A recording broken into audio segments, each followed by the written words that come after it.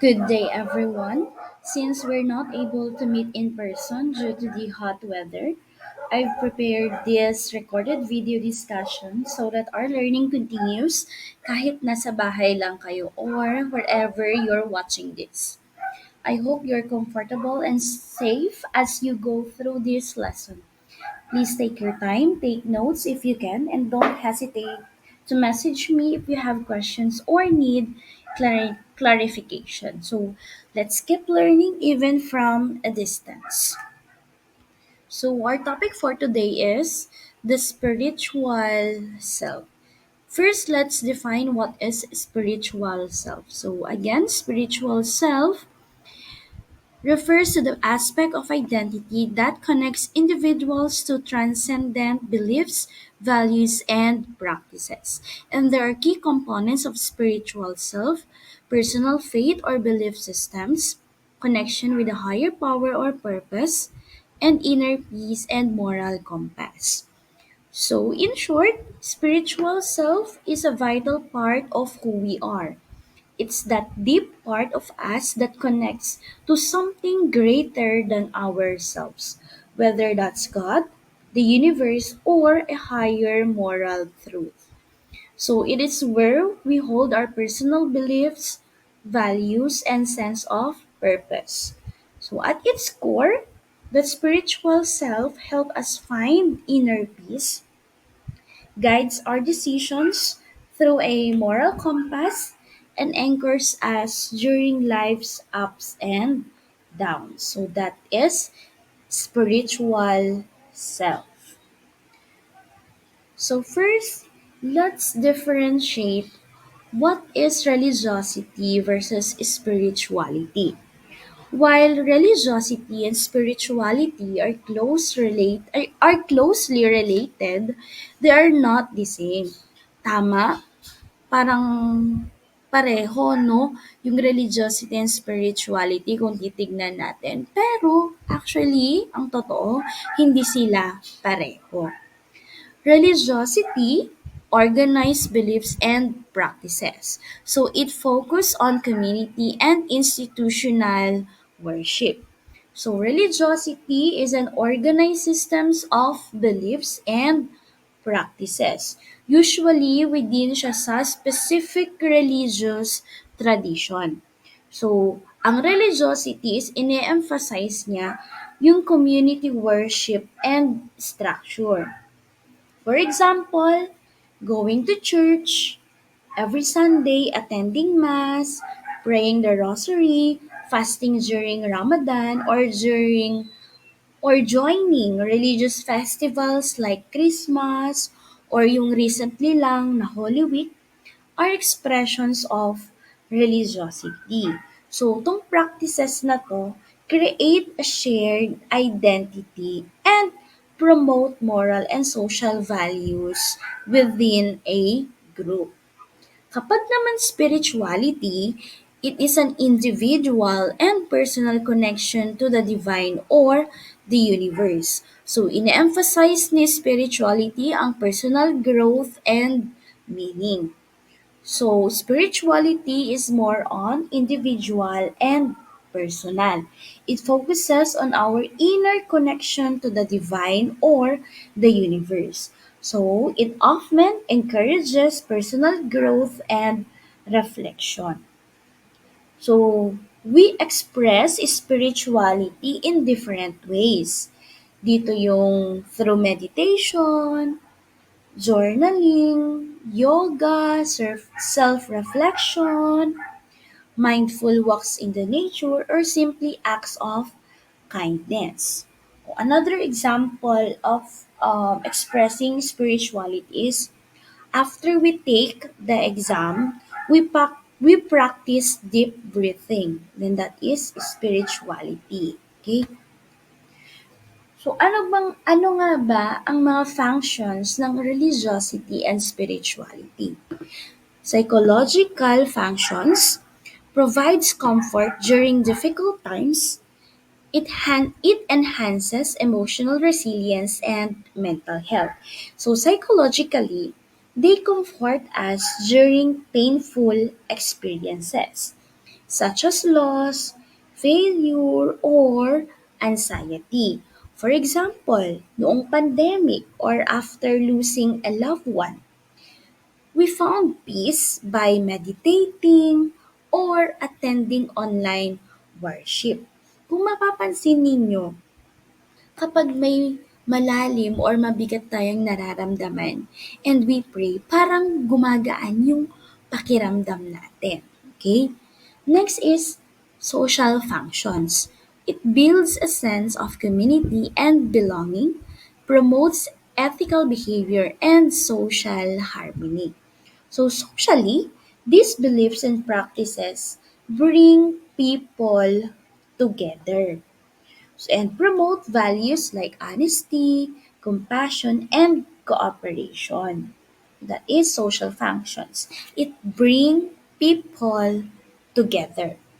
Next naman, cultural functions preserves traditions and cultural heritage. So culturally, spirituality and religion help preserve identity and heritage.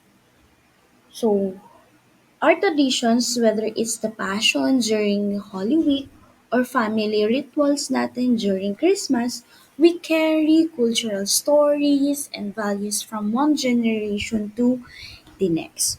Example, during Christmas, we celebrate Christmas, and that tradition we it passed down from generation to generation. Okay, so these are the functions of religiosity and spirituality when it comes to psychologically, socially, and culturally. So these are the practices of religiosity and spirituality. Under religious practices, worship services, fasting, lalong-lalo na kapag during Ramadan and during Holy Week, pilgrimages, you visit different churches, sacred texts, and communal prayers. Spiritual practices, on the other hand, meditation, self-reflection, journaling, yoga, nature walks, and acts of kindness. So adaptive values and rituals and ceremonies. So rituals are not just routines. They are meaningful actions that symbolize deeper beliefs and transitions in life. So again, rituals, hindi lang siya routine, but these are meaningful actions. Okay?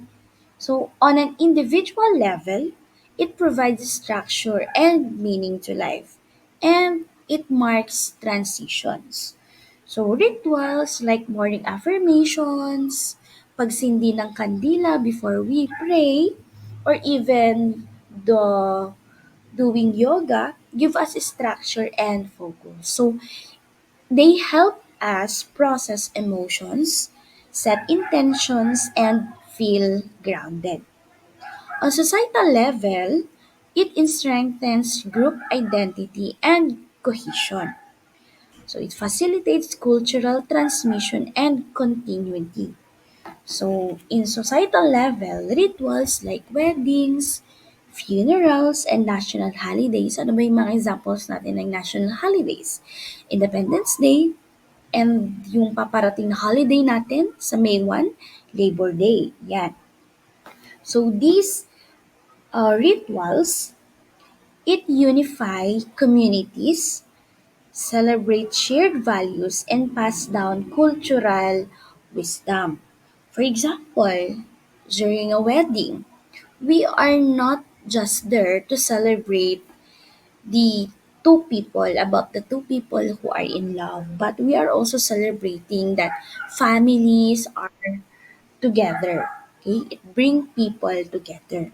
So, on individual level, kung makikita ninyo, it's all about meaning to life, personal meaning to life, to our life. Ang societal level naman, sinitignan niya yung cohesion and group identity, meaning the society. Okay? So examples of adaptive rituals: personal, morning affirmations, or meditation. So saying a positive affirmation each morning like I'm strong, I'm capable, I'm beautiful, I'm kind, I'm lovable, I am enough. Yan, yun yung mga examples ng personal adaptive rituals. Kapag naman cultural or religious, celebrating baptism, attending simbang gabi, breaking the fast during Ramadan. Ayan, yun yung mga examples ng culture or religious adaptive rituals.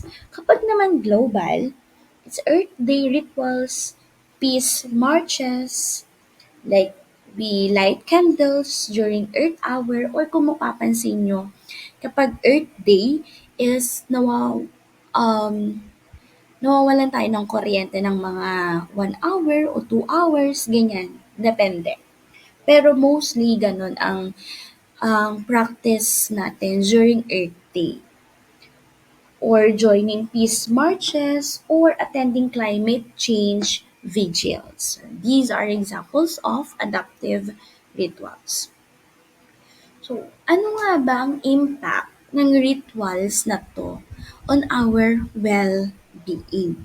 So first, it promotes emotional healing and stability.